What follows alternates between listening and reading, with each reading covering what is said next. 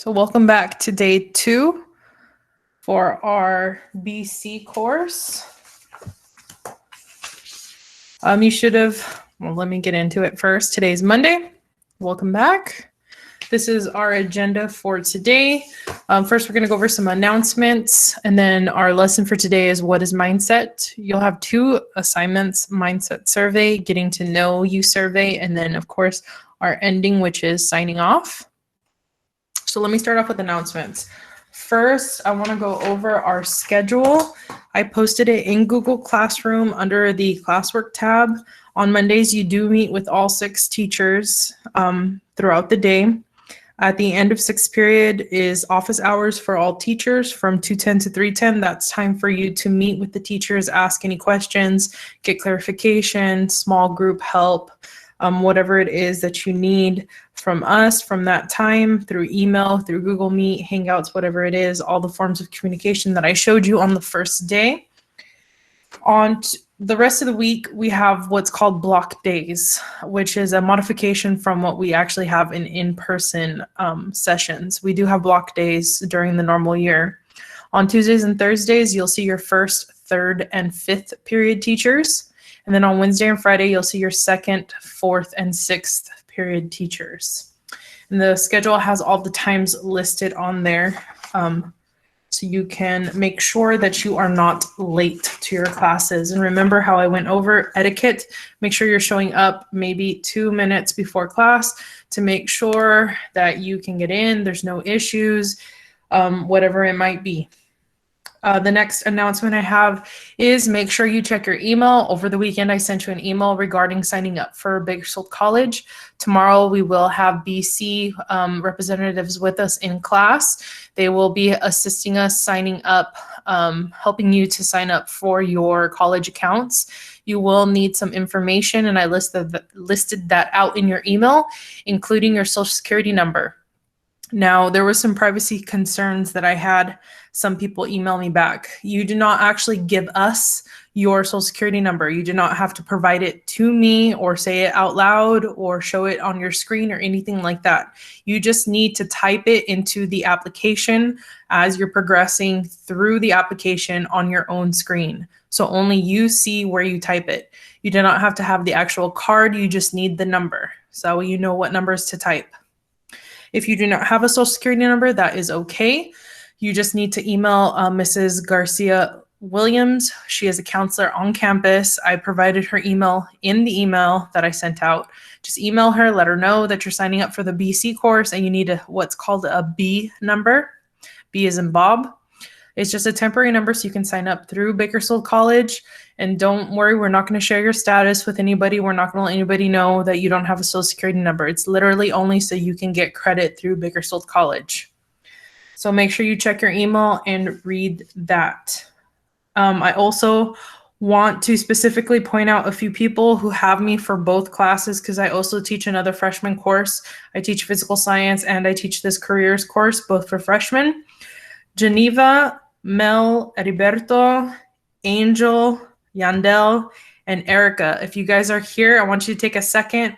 If you have not read the email that I sent you specifically, if you can open another tab and check out your email while I get the class started. I sent you an email that should say something like enrolled in both classes. I sent it right after 1st period. If you could read that real quick, please. And those are all my announcements that I have for today. All right, so I am going to go ahead and start. So what is mindset? Mindset is the way that you think and look at the world around you. It includes the way that you think about yourself, the way that you think about people, and the way that you think about things that you do. So it is just a general frame of mind, the way that you look at the world and your place in the world. I want to specifically talk about 2 types of mindset, fixed and growth. And you may have heard of this before because right now this is some big research that teachers are looking into. This is Dr. Carol Dweck. She is leading the research, I think for 30 plus years now, into growth mindset. She studies specifically students, so children of academic age and how their mindsets affect their grades and the way that they look at the world. And she determined that there's two types of mindsets. We have fixed and we have growth. And I can give you the big, long explanations for each one, but I narrowed it down into simple statements that should be able to communicate to you what they mean. So fixed. Fixed usually means you think you are either born smart or dumb. That means you cannot change your intelligence. You think that's it. So you say or hear things like, you're smart, or I'm stupid, I can't do this. Those are fixed mindset types of views. So that means you're either born intelligent or you're not. You can't change it. It's already set. It is what it is. Your bucket is full. Growth mindset is the exact opposite. Growth mindset means that you can increase your intelligence. You can learn through mistakes and challenges. So usually you hear or say things like, you tried really hard, or I haven't figured this out yet. So that means that you know that you can get better at things, that you can learn things through experience, that if you keep trying and trying, that eventually you're going to get it, but it's going to take effort. That's a growth mindset. Okay, so they're both different. Now, the majority of people, we're not just one or the other. We're a mixture of both. And you can have fixed mindset towards certain things and growth mindset towards others. You can have a mixture of both towards one thing. The analogies that I like to use are towards sports in school, because I have a lot of athletes usually in class. So think about those of you who play sports, think about a sport that you play. Those of you who don't play sports, think about something else that you like to do, like maybe skateboarding, football, maybe some other hobby that you like to do. Think about those things. So, and then think about school. Think about your mindset towards school. So I'm going to use the analogy, sorry, Angel, but I'm going to use basketball because I play basketball. I'm going to use the analogy of basketball. So if you play basketball, let's say, for instance, you're not good at three-pointers. You go to practice every day. You are on the three-point line and you practice and you practice. You change the way you hold the ball. You keep throwing, you keep adjusting. The coach tells you how to change. He tells you how to get better. You keep practicing until you start making some. You keep going, you keep going, you keep going until you get better. Or maybe you don't. Is basketball the one they kick the ball? Angel, hold on. So maybe you just keep going and going and going.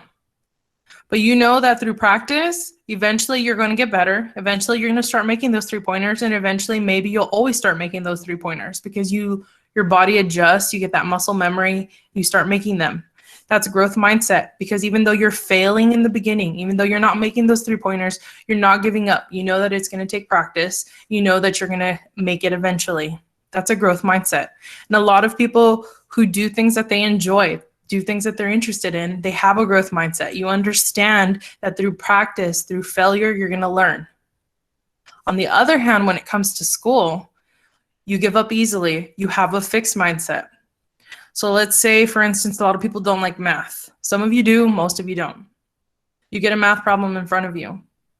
You start to try to do it. You don't understand it. You give up right away. You start thinking to yourself, I'm stupid.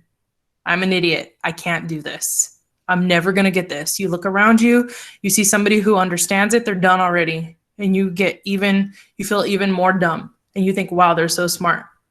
But what you don't realize is maybe that person has a growth mindset and they had to work through that problem, but they didn't give up. The thing is that you have a fixed mindset. You don't realize that it's going to take a little bit of effort to get work through that and to learn through that problem. So why am I showing you this? Why am I telling you this? Because the first step towards changing the way that you look at things is to notice the way that you think about things. To start noticing those statements, to start noticing the way that you think about it. So the next time that you get stuck on something, the next time you want to give up, think about the way that you're thinking about it. It's called metacognition, thinking about the way you think. Notice those statements. Are you cutting yourself down? Are you saying, I'm stupid, I'm worthless, I'm never going to get it? Notice that and say, wait, that's not true. And start thinking about the word yet. I haven't gotten it yet. I haven't learned it yet. It's not going to happen overnight. It's going to take time, but you can't give up easily. So you have to take those skills and transfer them from the things that you like to do, those subjects that you like, those hobbies that you like, those sports that you like. Know that you have to practice, know that you have to fail to learn, and transfer it over to your academic side. Okay, so now I'm going to show you a little bit of research that Carol Dweck did regarding puzzles and the effect of praise on mindsets. So while you're watching this, I want you to think about everything that I just said. Think about the times that you've cut yourself down and had a fixed mindset. Think about the times that you've done something you've enjoyed and failed at it and learned from it. And then how what you're watching relates to what you've done. We took fifth graders. We give them puzzles to solve. So you see these blocks? Can you tell me what color is on that side? Red, yellow, white, blue. All right, so what I want you to do is put these blocks together so that the picture on top matches the picture here. Okay? First, we give children a set of easier puzzles to do. Now here's the next one. When these 9 and 10-year-olds successfully put together the puzzle, the children are praised for either their intelligence. Wow, you did really well. You must be really smart at this. Or the effort they made. Wow, you did really well. You must have tried really hard at these. Then we give them a much harder set of problems, ones that they might, in fact, struggle with. Here's the next one. And we see what happens to their confidence. Do they think, oh, this means I'm not good at it after all? Do they stop liking the puzzles? Or do they maintain their confidence and think, well, it just needs more effort or strategy? What happens to their motivation? You ready to go on? Ta-da! We also ask them, well, which problems do you want to work on some more? Those easier ones or those harder ones? And generally we find that kids who have been praised for their intelligence really want to go back to those easier ones that were their claim to fame. This is a sign of a fixed mindset, the belief that intelligence is innate and can't be changed. What we found was that children thought that difficulty meant they weren't smart or they weren't good at the task. So you seem to have more trouble with this one, and I want to know why you think that was. Probably because I'm not good at these problems. A very discouraging conclusion. Other children show a growth mindset. The growth mindset is like this. No matter who you are, you can always become a great deal smarter. They feel smart when they're working really hard on something difficult and making progress. So if I give you some more problems, would you like more problems like these that are pretty easy so you'll do well? Or problems like these that will be hard but you might learn a lot from them? These. More like these? Students praised for effort generally want those hard ones that they can learn from. What I've learned from my research is that kids, and I think adults too, are exquisitely sensitive to what's going on in a situation, what other people value, what they're being judged on. What is that voice in our head saying? Is it saying fixed mindset things like, oh, you better not make a mistake, you better look smart, people are judging you? Or is it saying growth mindset things? Here's an opportunity, here's a mistake I can learn from. I feel smart when I do something difficult. So I hope you learned something new about growth mindset and about fixed mindset and maybe about yourself. So now that we've learned about that, I want you to take a growth mindset survey. But before you do, I'm going to go over all the directions. This is something that I would hand out to you in person. You are going to need a piece of paper and something to write with while you take this. It looks like this, and I'll post it in Google Classroom here shortly. What you're going to do is you're going to read each statement, and then you're going to select one of the boxes. So for example, the first one says, I am born with predetermined intelligence. And if there's any words on here that you don't understand, just open a new tab and then Google it. Predetermined means like I was born smart or I was born dumb. Predetermined means it was already made up for you. So your options are strongly agree, slightly disagree, strongly disagree. So you choose the one that you agree with, and then you'll do that for all 10. There's 10 statements.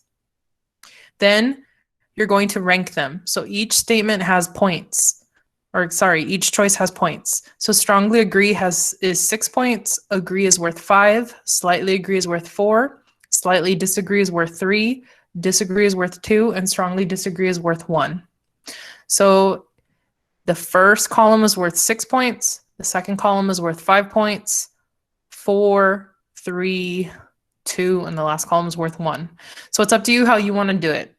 You can write number 1 and then write down your answer and then come down and then at the end write down the points next to it. Or if you remember what the columns are, you can write like 1, 6, 2, 5, 3, 4, whatever. It's up to you. Then at the very end, after you're done answering all 10, you're going to add them all up, and then you're going to look at this chart at the very bottom. You're going to see where you landed, what kind of mindset you have. There's strong growth mindset, slight growth mindset, balanced mindset, slight fixed mindset, strong fixed mindset. Then you need to write down which one you scored because I'll be asking you in the next assignment. So let me go over the directions one more time. You're going to read each statement. There's 10. You're going to pick one of the boxes. You're going to pick the score that goes with the boxes. So strongly agree is worth 6, agree worth 5, slightly agree worth 4, slightly disagree worth 3, disagree worth 2, strongly disagree worth 1. You're going to add up all of your scores for all 10 questions, and then you're going to see where you landed and write that down and read your little summary here. Okay, so you're going to do that first. After you're done with that, you're going to do a getting to know you survey. So this survey is for me to get to know you a little bit better, especially since we don't have the benefit of being able to interact in person. We can't do any of the fun icebreaker activities. I can't have conversations with you. So I need to ask you some questions so I can try to get to know you a little better. So this is also going to be linked in Google Classroom, and it looks like this. So the first question is, what is your first and last name? That's just like writing your name on top of the paper, just so I know who answered it. The second one is, what is your preferred name that you would like me to call you? Now, if it's a nickname, make sure it is school appropriate. Then I ask, what gender pronouns would you like me to use when referring to you? What was your mindset category? So remember, I asked you to write it down, so you have to remember what it was. Do you have reliable internet access? Thinking about all your favorite teachers that you've ever had, what was one quality that you enjoyed? So think about all of them and what they shared. What was one of those qualities? Are you currently working? And then is there anything you need me to know about you? Make sure in these last two right here that you are answering in complete sentences. Please do not use abbreviations like IDK or anything like that. Remember, we talked about this on the first day of school. This is a classroom. You need to be professional. You need to use your best grammar, spelling, and use complete sentences.